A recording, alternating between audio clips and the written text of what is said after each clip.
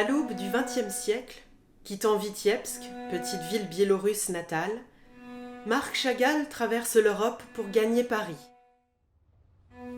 Tendu vers l'avenir et léger de tout ce qui l'a nourri, l'amour des siens, ou celui de Bella qui le rejoindra plus tard, durant le long voyage en train, entre guerre et paix, il pense à ceux qu'il vient de quitter et cherche déjà une palette nouvelle. Installé à Paris, il boit la lumière de la ville et celle du Louvre. Rencontre entre autres les poètes Apollinaire ou Sandrars. Plonge dans la langue de La Fontaine, qui l'illustre avec le fabuleux bestiaire que lui fournit la religion juive hassidique. Dialoguant avec poètes, musiciens, circassiens, Chagall se rêve à voix haute.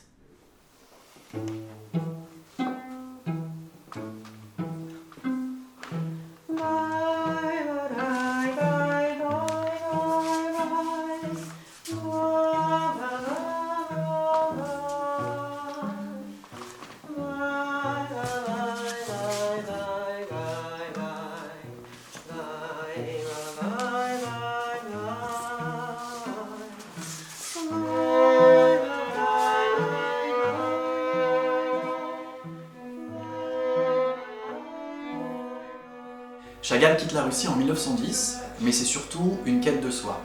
Ce que raconte l'écriture de Virgile Compagnon, c'est un dialogue intérieur dans lequel Chagall cherche, rencontre, retrouve des souvenirs d'enfance, des souvenirs de Vitebsk, de sa femme qu'il a laissée en Russie en partant pour Paris, et du bestiaire hassidique.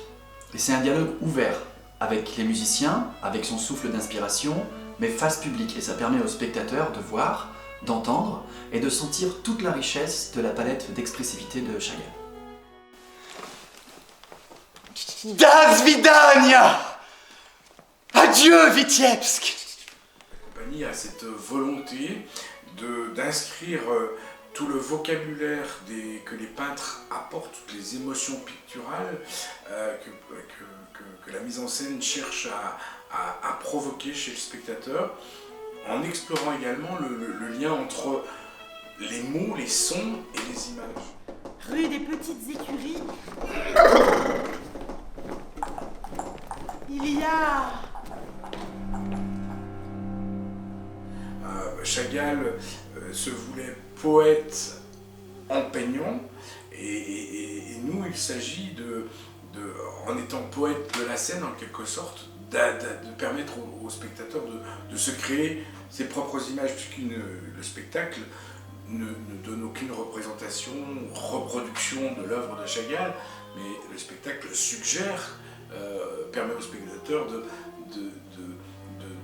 d'approcher l'univers pictural de Chagall. C'est ça le sens de cette collection, pas imiter des peintres sur scène, mais de trouver tous les outils de traduction par la musique des mots, des émotions visuelles.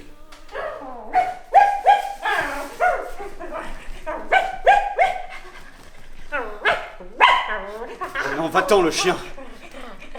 Toi dont la gueule rouge dévorait mes mots quand je voulais réciter mes tristes leçons. Yanie Boudou Gavaliat Spalowski. Chagall est entré dans la langue française. Ambroise Vollard lui a commandé l'illustration des Femmes de La Fontaine, et il nous a paru important de montrer comment Chagall se construit dans la langue française à travers La Fontaine et le bestiaire. C'est de sa religion dans les mots de La Fontaine, et donc nous avons dans le spectacle donné la parole à La Fontaine, aux animaux, qui traduisent tous l'immense amour qu'a Chagall pour la vie, pour les animaux. Pendant que nul dindon n'eût osé sommeiller, l'ennemi les lassait en leur tenant la vue sur même objet toujours tendu. Mes couleurs dansent et courent déjà dans Paris! C'est un spectacle musical. Le chant et la musique, qu'elle soit yiddish, berceuse russe ou Mozart, c'est l'illustration de la superposition de ces musiques différentes dans la vie de Chagall, qui illustrent illustre son art pictural, les couleurs, la joie des couleurs et la sensibilité qu'on trouve dans ses œuvres.